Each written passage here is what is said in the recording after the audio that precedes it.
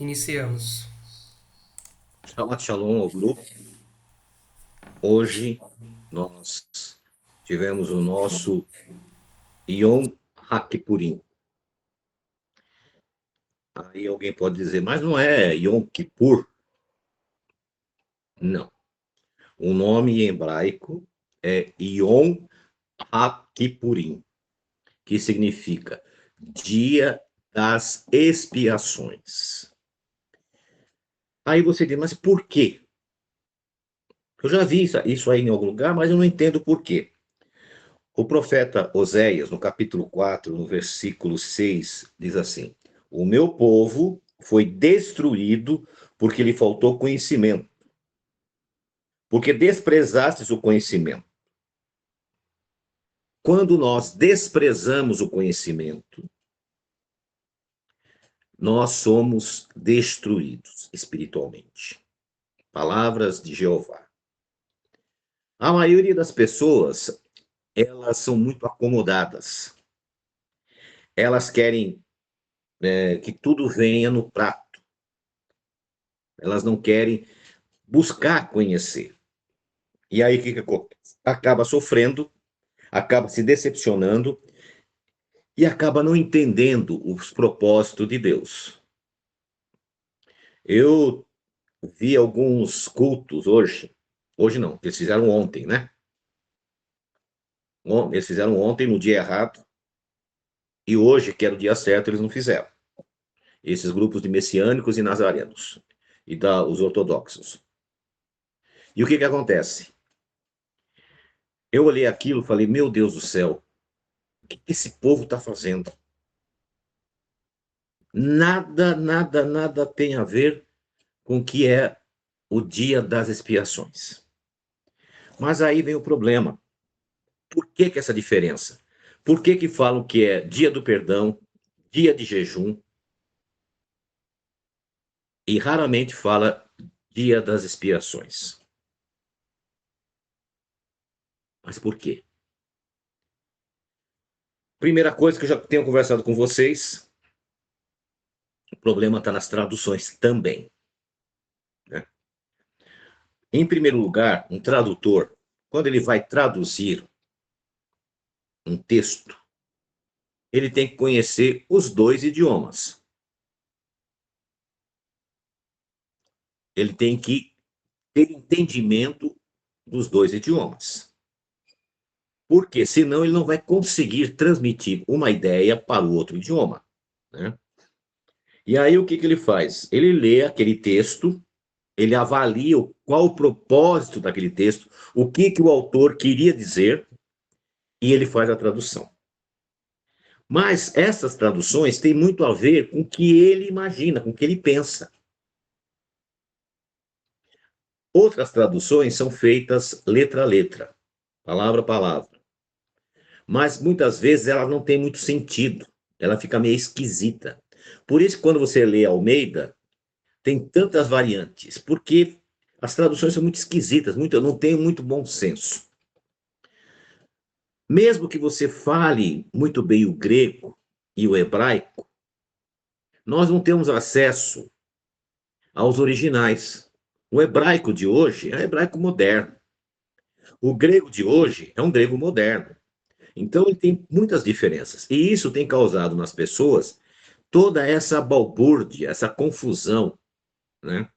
Por quê? As pessoas, muitas vezes, elas têm palavras que não têm ambiguidade com outras. Muito bem, irmã. Seja bem-vinda, irmã Sumara. Por exemplo, nós temos uma palavra em português que é saudade. No italiano não existe essa expressão. Em outros idiomas também não existe essa expressão. Aí como é que eu vou falar para o italiano que eu estou com saudade para ele, dele ou dela? Não existe essa palavra mesmo. Eles têm um sentimento parecido, só que tem outro termo. Então nós vemos que um dos problemas da compreensão é a questão idiomática. Mas isso não é empecilho. Já me perguntaram se eu sou maluco, por que eu tenho tanta Bíblia? Porque às vezes eu leio um texto e eu vejo que aquele texto não está muito coerente, está meio esquisito. Aí eu leio outra tradução, depois eu leio outra, para tentar chegar a um denominador comum. Mas muito bem, então, vamos lá, dando continuidade. Então, na verdade, hoje, nós passamos por Yom, que é dia Hakepurim, ou seja, dia das expiações. Esse dia era um dia muito cheio, muito complexo no antigo Israel. Por quê? Diferente das nossas gerações posteriores a Cristo, eles não tinham isso. Eles viviam, eles não tinham como se aproximar de Jeová para pedir perdão pelos pecados que eles fizeram. Eles não faziam isso, porque não foram ensinados, porque Davi fazia. No capítulo 51, nós lemos lá no capítulo 51 de Salmos, quando ele vai diante de Deus e pede perdão. É o único caso. Nós vemos Davi também fazendo a mesma. Daniel, Davi e Daniel. No versículo 51, ele diz: Tem piedade de mim, ó Deus, conforme a tua misericórdia. Conforme a multidão de tuas piedades, apaga as minhas transgressões. Então, ele, Davi e Daniel, tinham esse costume. Só que os rabinos não passaram isso para a membresia comum. Então as pessoas ficavam o ano inteiro, fazia alguma asneira que ele sabia que ele errou, mas ele tinha que esperar chegar o ano novo, o dia das expiações, perdão, ano novo, dia das expiações, me perdoe. Aí o que acontecia? Eles levavam as ofertas, em Deuteronômio 16 diz, ninguém se apresente a mim de mão vazia. Então eles levavam uma oferta, era feito os sacrifícios, e conta-se alguns detalhes que não está na Torá, mas está na tradição, no Talmud, como é que funcionava lá no templo. Então o Talmud tem coisas boas também. Não podemos usar como escritura, mas tem coisas que a gente pode buscar informação. Exatamente, irmão. Eles aproveitam esse período para fazer comércio, ganhar dinheiro dos nossos irmãos. Infelizmente é isso. E aí o que acontece? Prestem atenção. Quando era feito o Yom Kippur, tinha uma série de símbolos que deveriam ser obedecidos. O primeiro símbolo que tinham é que eles separavam uma novilha vermelha de cerca de 3 anos, perfeita. Eles separavam 2 bodes iguais, perfeitos, gêmeos. E aí, o que era feito? Aquela novilha, ela era queimada, as cinzas era colocado dentro do mikve, o sumo sacerdote se banhava naquelas águas, se purificava, saía do mikve, vestia as suas vestes sacerdotais, ia diante dos 2 bodes, lançava a sorte, um era chamado de Azazel. Esse bode chamado Azazel, também das expiações, que às vezes se encontra, é meio confuso nas traduções, era colocado as mãos sobre ele e simbolicamente os pecados de todas as pessoas eram passadas sobre a sua cabeça. No seu chifre era colocada uma fita vermelha. E isso não consta na Torá, mas consta no Talmud, tá? Por isso que eu estou trazendo para vocês. Isso não faz parte de tradições, faz parte de o que acontecia ali. Em seguida, o sumo sacerdote sacrificava o segundo bode, pegava numa vasilha o seu sangue, uma outra vasilha ele pegava as especiarias, o incenso, levava o incenso dentro do Santíssimo, colocava perto da arca, por sua vez, ele pegava aquele sangue e espargia à direita da arca da aliança. A Arca da Aliança, ela tinha uma curiosidade que eu gostaria de passar para vocês. A tampa, a arca, era feita de aço maciço. Era grossa, mais ou menos assim, e de aço maciço. E dois querubins se entrelaçavam em cima. Era como se fosse um trono. A parte de baixo da arca era de madeira de acácia revestida. Então, quando você olhava a arca, era um trono, porque Deus se apresentava ali. A Shekinah de Deus se apresentava ali. Quando nós lemos aonde Yeshua está, ele está à direita do Pai que está sentado no trono, que é uma simulação da arca. E o que acontecia? Quando ele retornava, saía dos santos e passava, e ia em direção ao povo, o sacerdote que havia levado aquele bode com aquela fita vermelha, voltava e dizia: Deus perdoou a nação, porque aquela fita vermelha ficava branca. Então isso foi contado de geração em geração. No ano 30, não, perdão, no ano 28 da nossa era, 28 da nossa era, quando Yeshua morreu, naquele ano, ele morreu, e naquele ano, não, a fita vermelha, que era colocada no chifre do bode Azazel, continuou vermelha. E até a destruição do templo no ano 70, nunca mais aquela fita ficou branca. E os talmudistas ficaram apavorados, porque depois do ano 28, passaram-se praticamente 40 anos e eles viam que não havia perdão. No ano 67 para 68 começa as guerras judaicas. Durante 3 anos eles vão lutar, e no ano 70 são destruídos por completo. Mas permanecem em Jerusalém. E no ano 135, Jerusalém é destruída e eles são levados cativos e só vão retornar 1947, 48. Então nós vemos aqui que o Yom Kippur ele era uma coisa muito especial. As pessoas ficavam agoniadas, querendo saber, será que o Senhor me perdoou? Então era feito dessa forma, né? E o que acontece? Eles viviam naquela ansiedade, eles subiam a Jerusalém nas 3 festas, nas festas da primavera e nas festas do outono. Eles subiam na Páscoa, eles subiam trombetas e eles subiam em tabernáculos, em cabanas. Porém, foi colocado na cabeça daquelas pessoas que se matasse os animais seriam perdoados.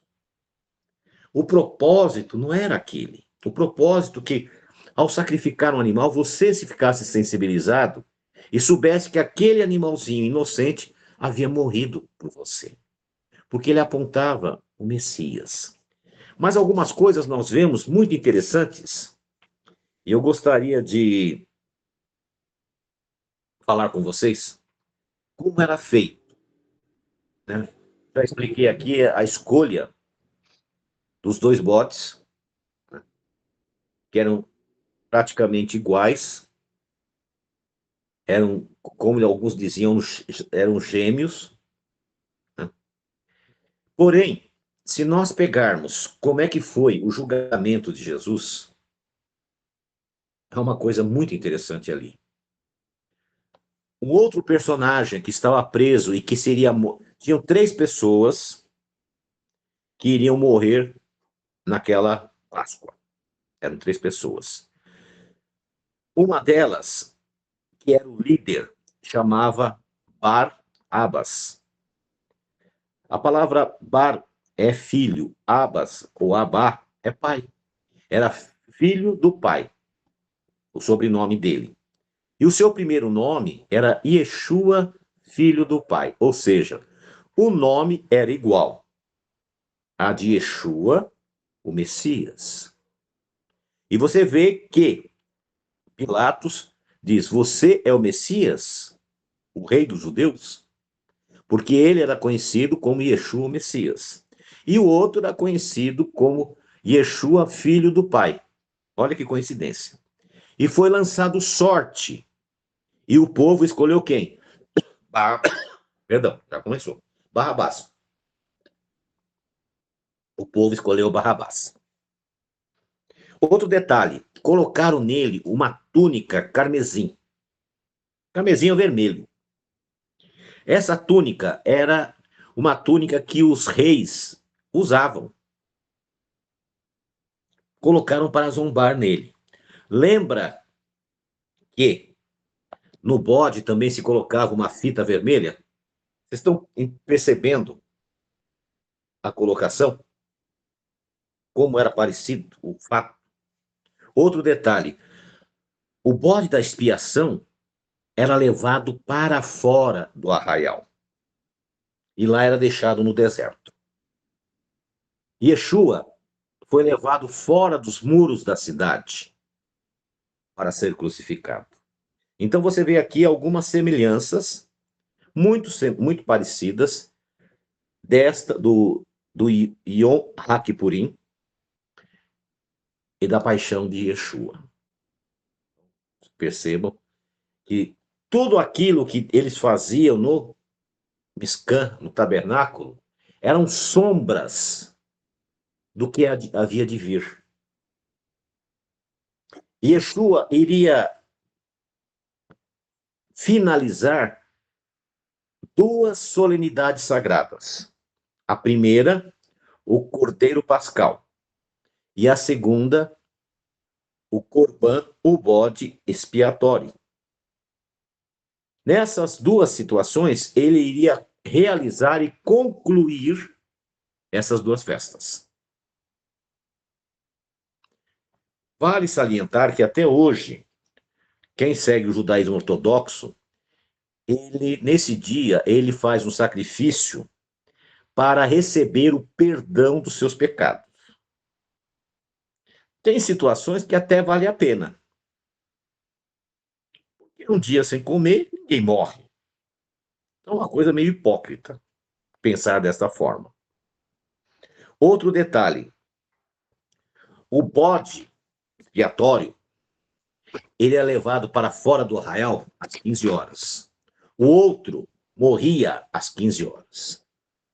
Yeshua morreu às 15 horas. Tá? E quando ele morreu, era o dia da preparação. Presta atenção. As pessoas que traduziram não conheciam a essência do povo de Israel. Dia da preparação é sempre a véspera de um dia festivo, que pode cair qualquer dia da semana. Pode cair no domingo, na segunda, na terça, na quarta, na quinta, na sexta, no sábado. Não tem problema. Eles, por não entenderem e não conhecerem isso, eles levaram em conta que o dia da preparação, ou seja, que ele morreu na sexta-feira. Aí foi criada a Sexta-feira Santa. Porém, nós sabemos que ele não morreu na sexta-feira. Como que nós sabemos? Por dois motivos. O primeiro,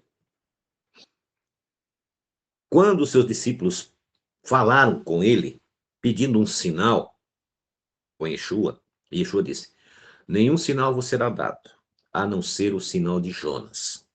Importa que o Filho do Homem fique 3 dias e 3 noites no ventre da terra. Nós não precisamos ser matemáticos para entender. 3 dias e 3 noites são 72 horas. O número 72 são os 72 nomes. Seja bem-vindo, Wellington. São os 72 nomes que são atribuídos a Jeová. Primeira coisa. Segunda, se ele morreu na sexta-feira, então ele não ficou 72 horas na sepultura. Ele ficou a metade, 36 horas. Ok? Então, primeiro erro. Para que ele realmente fosse o Messias, ele teria que ficar 3 dias e 3 noites. Nós fazemos uma reengenharia, uma contagem regressiva. Em Mateus 28,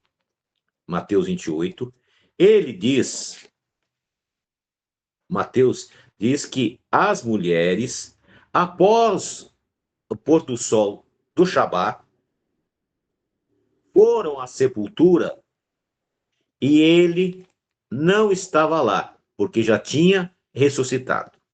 O pôr do sol era por volta de 5h30, 6 horas. Então elas vão nesse horário e chegam lá, estavam vazio. E as mulheres viram que tinham 2 homens de branco. Lembra que Yeshua foi dependurado com 2 homens aos seus lados? E que ele disse para um que certamente hoje você vai estar comigo no paraíso? Então nós percebemos que as pessoas, as coincidências, eram 2 bodes. Aqui nós temos Yeshua Barabás e Yeshua o Messias. Yeshua é dependurado com 2 homens. 2 homens estão ali na porta do sepulcro, que eram 2 anjos, e falam com as mulheres. Ou seja, se ele ressuscitou na tarde de sábado, basta fazer as contas, nós vamos chegar na quarta-feira. Para descobrir o ano que ele morreu, basta nós sabermos quando caiu o dia 14 de Abib, que é o dia que ele morreu, 14 de Abib. Quando caiu, no período, você pode pegar ali 4 anos, 27, 28, 29 e 30. Aí você vai achar o ano que ele morreu, que foi o ano 28. Ele morre no ano 28. O seu ministério foi de 1 ano e 4 meses. Então ele começa no ano 26 e meio no seu ministério. Se você pegar 26, Lucas diz que ele tinha 30 anos. Se você pegar 26 e meio, vai ver que ele nasceu no ano 3 antes desta época, completando os 30 anos. A matemática não falha. Então nós temos aqui as provas que ele era o Messias. Mas o que chama mais atenção não é nem isso. Quando o sumo sacerdote adentrava o Santíssimo, ele levava o incenso, que era uma fumaça muito forte, e espargia o sangue à direita da arca. Para que o sacrifício de Yeshua fosse completo, presta bem atenção, o sangue dele tinha que tocar na arca, senão não seria completo. A Bíblia nos fala que naquele momento houve um terremoto, rachou aonde ele estava e escureceu. Lembra que o incenso escurecia todo o ambiente, aquela fumaça? A mesma coisa acontece ali. Então nós sabemos que o incenso lá no Santíssimo escurecia e jogava o sangue à direita. Agora, o que nós vemos? Que escureceu, teve um relâmpago, teve ali um terremoto. Um soldado percebe e olha para ele e vê que ele está morto. Esse soldado foi lá para quebrar as pernas deles para que eles morressem mais rápido. Quando chegou lá, ele percebe que ele está morto. Para tirar a dúvida, ele pega uma lança e fura o lado do coração. E desse lado sai água e sangue. E a água e sangue escorre pelo seu corpo, escorre pelo madeiro, escorre pela brecha que abriu. E diz alguns estudiosos e arqueólogos que a arca da aliança estava escondida numa caverna abaixo. Hoje nós não sabemos onde é o local adequado, o local correto da arca. Nós não sabemos. Mas nós sabemos que para haver expiação pelos pecados, o sangue dele tinha que respingar na arca. A probabilidade que a arca estava embaixo do Gólgota é muito grande. Hoje, as pessoas te levam lá, isso aqui é o Gólgota, aquilo lá é o Gólgota, essa é a sepultura, aquela... tem para todo gosto. Então, eles não sabiam. E Jeremias, quando os babilônios atacaram Jerusalém, ele escondeu a arca. E o propósito era justamente esse, que aquele sangue espargisse e encostasse na arca. Naquele momento, houve uma divisão. Deus estaria recebendo o pedido de perdão de todos aqueles que se arrependessem. Lembra que eu falei que depois do ano 28, até a destruição do templo, nunca mais aquele fio, ou aquela fita vermelha que ia no chifre do bode da expiação, nunca mais ficou branca. Por quê? Porque encerrou, acabou. Agora, não era mais por sangue de bodes, mas pelo sangue do Filho de Deus que nós seríamos remidos. Um outro detalhe. Lembra que eu falei que era lançado sorte? A túnica vermelha, carmesim, não foi rasgada. Ela lançaram sorte porque é uma vestimenta muito bonita e eles queriam para ficar com eles. Outro detalhe. O salmista diz, né, no capítulo 22, do versículo 18, que eles dividiriam as roupas. E foi dividido, foi lançando sorte. Um outro verso, em Mateus 27, do versículo 28 ao 31, diz que me despiram, me tiraram e me colocaram esse manto. Outro detalhe, ele não poderia ser crucificado dentro dos muros de Jerusalém, como o bode da expiação era levado para fora. Então ele foi levado para fora do muro. Então nós sabemos que o Gólgota não era dentro de Jerusalém, era fora. Outro detalhe, a interpretação errada de muitos teólogos. Principalmente a igreja adventista diz que o bode da expiação era o diabo. Ele foi levado para o deserto. Olha a loucura. Ele representa Yeshua, que tira o pecado do mundo. Em Hebreus, capítulo 13, versículo 12, diz assim: por isso Jesus, para santificar o povo pelo seu próprio sangue, padeceu fora dos portões. Outra coisa interessante. Em Êxodo 12, 46, em Números 9, 12, especifica que nenhum osso deveria ser quebrado do corbã. Então, a ovelha e o bode não faz o menor sentido.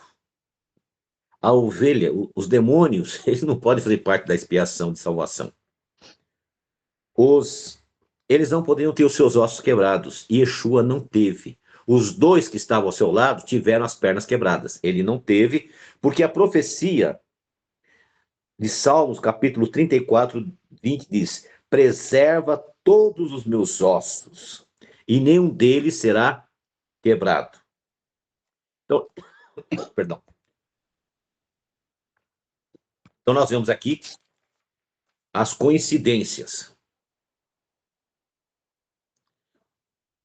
Então, quando alguém chegar e dizer que Jesus, que Yeshua não é o Messias, você pode afirmar que existem dezenas de profecias que comprovam e fatos que comprovam.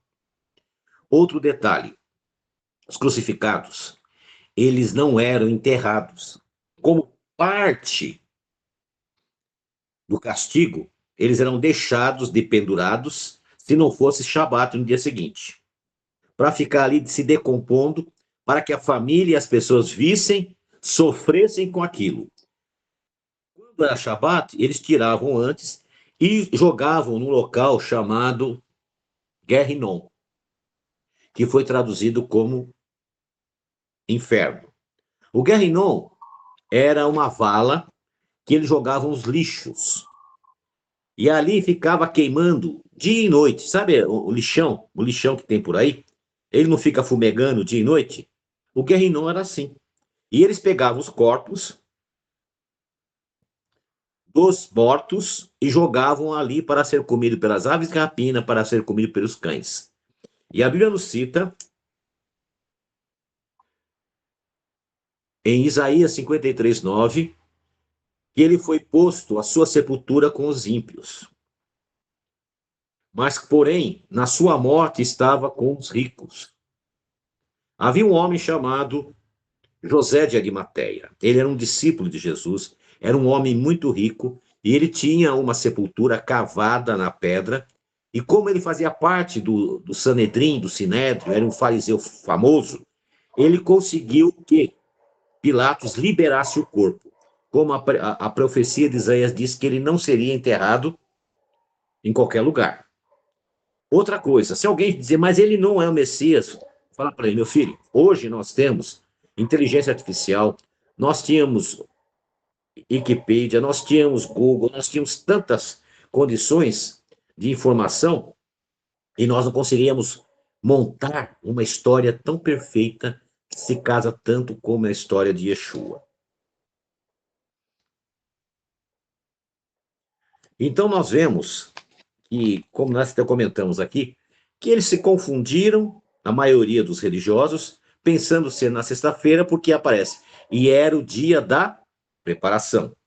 Porém, se você, como eu falei para vocês, no ano 28, o dia 14 de Abib caiu exatamente numa quarta-feira, que era a preparação para o dia 15 de Abib, que era um Shabatot, um Shabat, de Pães Ázimos. Como eles não conheciam, eles pensaram que dia da preparação era só sexta-feira. E criaram a Sexta-feira Santa. Então, aqui nós tiramos por completo essa ideia equivocada da Semana Santa. Continuando. A Bíblia diz que ele ficaria 3 dias e 3 noites no ventre da terra, como já falei. 72 horas.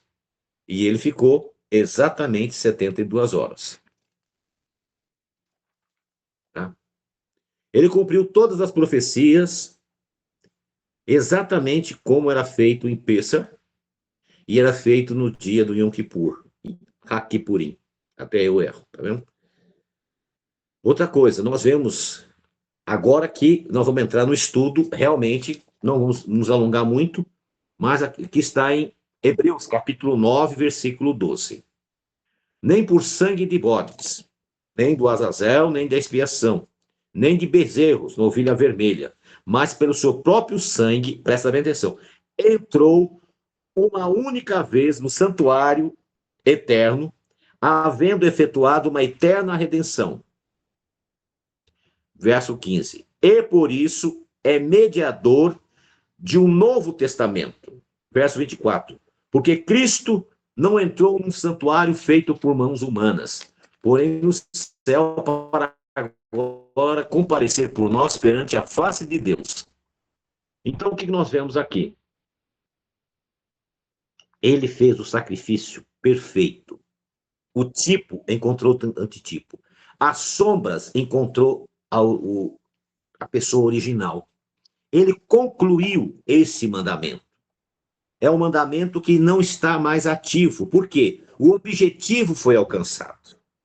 E para que a gente chegue a essa conclusão, em Gálatas 2:21 diz: não anulou a graça de Deus, porque a justiça vem pela lei. Então a morte dele não anulou a graça, porque a justiça vem pela lei. Jesus cumpriu esse mandamento, encerrando os sacrifícios que eram sombras. Em Hebreus 10:14, porque com uma só oferta aperfeiçoou para sempre os que estão sendo santificados. E Efésios 2:8 e 9, porque pela graça sois salvos, mediante a fé. Isso não vem de vós, é dom de Deus, não vem de obras, para que ninguém se glorie. Em Atos 4:12, e em nenhum outro há salvação, porque também debaixo do céu nenhum nome é dado entre os homens pelo qual devemos ser salvos. Numa perspectiva válida, podemos considerar que as festas que apontavam para o Messias e o seu sacrifício podem não ser mais necessárias. Ou seja, quais delas? Nós não sacrificamos mais o cordeiro de Páscoa. porque o Cordeiro de Deus foi morto. Nós não mais praticamos as cerimoniais do Yom Kippur. Por quê? Porque Yeshua já concluiu. E como é que depois da destruição do templo, como é que os rabinos começaram a celebrar e guardar Yom Kippur, Yom HaKippurim, perdão. Eles colocaram pesos em cima do povo. Vocês vão ter que jejuar 25 horas. Vocês não poderão pentear os seus cabelos. Vocês não poderão escovar os seus dentes. Vocês não poderão usar nada de couro.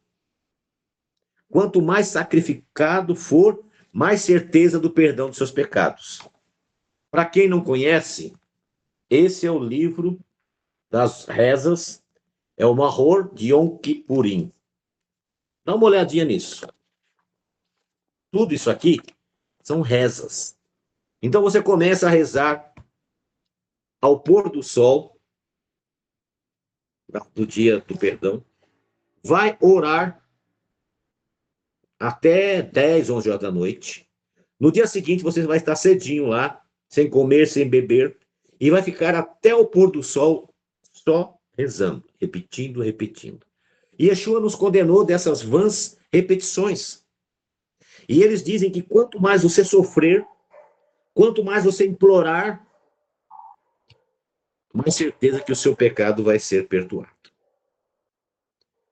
Então isso aí foi uma invencionice dos homens. Eu comentei com vocês que eu vi algumas cenas no YouTube. Eu fiquei, mesmo sendo conhecedor há 30 anos,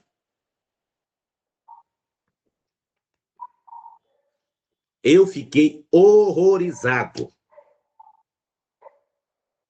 Porque eu sempre fiquei com o pé atrás disso aí.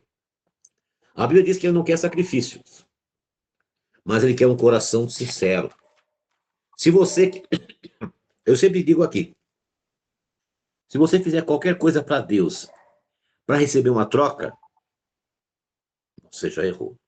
Se você guarda o Shabat para ser salvo, se você devolve dízimos de oferta para ser salvo, se você jejuma para ser salvo, você está perdendo seu tempo e seu dinheiro. Porque o Filho do Deus bendito morreu justamente para isto. E o que fazemos agora? Nesse dia especial, todo aquele ritual acabou. O ritual bíblico. O jejum foi estabelecido depois. Eu pesquisei muito. Não achei nenhuma coerência. Porque em hebraico não aparece a palavra jejum. Mas até a IA, ela bate cabeça. E eu descobri hoje que a IA que eu estava pesquisando é a Wikipédia. E a Wikipédia erra mais que acerta. E eu não sabia. Então, muitas vezes nós somos induzidos a erros. Voltando para as escrituras. No Yom Kippur, que seria dia do perdão, que não é dia das expiações, o que nós podemos fazer? Podemos dedicar esse dia para reflexão. Avaliar o que nós fizemos. Ver onde erramos. Fazer aquele checklist que eu vivo falando. Né? Perdoar aquelas pessoas que nos fizeram mal. E por não perdoarmos, quem está ficando mal somos nós mesmos. Agora, se você jejuou para ter o seu pecado perdoado, eu tenho uma péssima notícia. Você só perdeu essa refeição. Porque não vai ter perdão. Agora, se você buscar no Cordeiro de Deus, se você buscar no nosso sumo sacerdote segundo a ordem de Melquisedeque, que é Yeshua, e se você buscar lá a resposta, ele vai apresentar diante do Pai, que está sentado no trono, que é a arca, e ali ele vai dizer: eu morri por ele. O meu sangue lavaria de todos os pecados. e você é remido. Nunca a salvação foi tão fácil como é agora. Imagina você hoje ter que comprar um cordeiro, que era caríssimo, porque tinha que ser perfeito, e levar para oferecer esse cordeiro. Em alguns casos, o cordeiro é insuficiente. Se hoje as pessoas não fazem nada, imagina a dificuldade que era. Por isso o Senhor veio para nos trazer a salvação. O dia do perdão é um dia de reflexão e gratidão, porque Jesus morreu no seu e no meu lugar. Depois, nós temos agora, daqui 5 dias, a festa das cabanas. A festa das cabanas, ela anuncia o milênio. Isaías 66, 23 diz assim: será de uma lua nova a outra, e de um Shabat a outro. E toda a carne deverá vir-me adorar. Presta bem atenção. Ele não está falando, todo judeu vai me adorar, todo israelita vai me adorar, todo não, não. Toda a carne. E nós lemos em Zacarias, capítulo 14, todos aqueles que restarem das nações terão que subir a Jerusalém para celebrar a festa das cabanas. Aquele que não vier será amaldiçoado. Ou seja, celebrar cabanas é uma benção. E você é convidado a celebrar conosco também. E no 8º e último dia da semana de cabanas, muitas pessoas perguntavam o que significa esse 8º dia. Porque, por exemplo, trombetas anuncia a volta do Messias, anuncia a ressurreição, anuncia o derramamento das pragas. O dia da expiação, o perdão. Cabanas, o milênio. E esse 8º dia de cabanas representa a eternidade.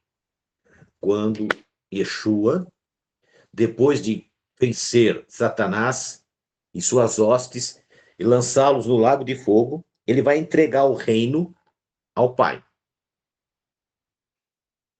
E aí, o Apocalipse diz: eu não vi o sol e não vi a lua. Ali que começa aquela crença dos cristãos, o céu. Porque Deus vai fazer tudo novo. Esse sistema aqui vai deixar de existir. E nós vamos entrar num novo sistema. Nesse sistema, nós não conseguimos ser eternos. Nós conseguimos chegar até 1000 anos, porque os humanos, antes do dilúvio, chegavam a 1000 anos. Só que nesse sistema não conseguimos ser eternos. Então, todo esse planeta, todo esse sistema deixa de existir. E aí começa a eternidade. E Deus habitará com o seu povo. Ele será a luz. Que luz? A luz primordial, porque o sol e a lua, as estrelas, foi criado no 4º dia. Ele vai ser aquela luz que tinha no 1º dia.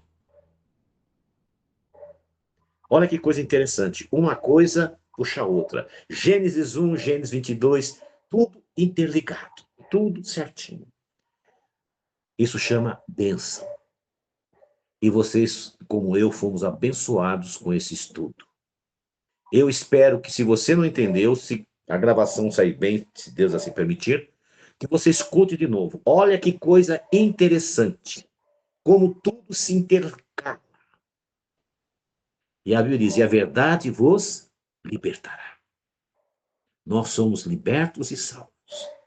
E você é o nosso convidado para participar dessa salvação. Se você ainda não tomou uma decisão na sua vida, se vê a Deus totalmente, esse é o momento. Os sinais estão tão claros, tão nítidos, da breve volta do Senhor, como nunca antes. Então é o momento de nós nos aprofundarmos. Que o Eterno abençoe vocês, dê um restante de Shabat de paz. Amanhã, por volta das 17h30, para aqueles que não estarão aqui, nós vamos estar fazendo estudo online. Convido vocês a inclinar a fronte onde você estiver e vamos orar. Senhor nosso Deus, em nome de Yeshua, Pai, nós queremos agradecer por ter nos dado teu filho, Yeshua, para fazer expiação pelos nossos pecados. Recebe o perdão que nós tanto precisamos, Senhor. Dá esse perdão a nós. Perdoa os nossos pecados, as nossas falhas. Perdoa os pecados e as falhas dos nossos irmãos. Abre a nossa mente para compreender. Abre o nosso coração para aceitar. Que possamos, nesse novo período que estamos adentrando, sermos mais fiéis, compartilharmos com as pessoas a salvação, levarmos a palavra para essas pessoas. Pois é através de Yeshua que o teu povo clama nesta hora. E o Senhor te abençoe e te guarde. Que o Senhor faça resplandecer o seu rosto sobre ti e tenha misericórdia de ti. Que o Senhor sobre ti levante o seu rosto e te dê shalom. Shabbat shalom. Deus abençoe a todos vocês.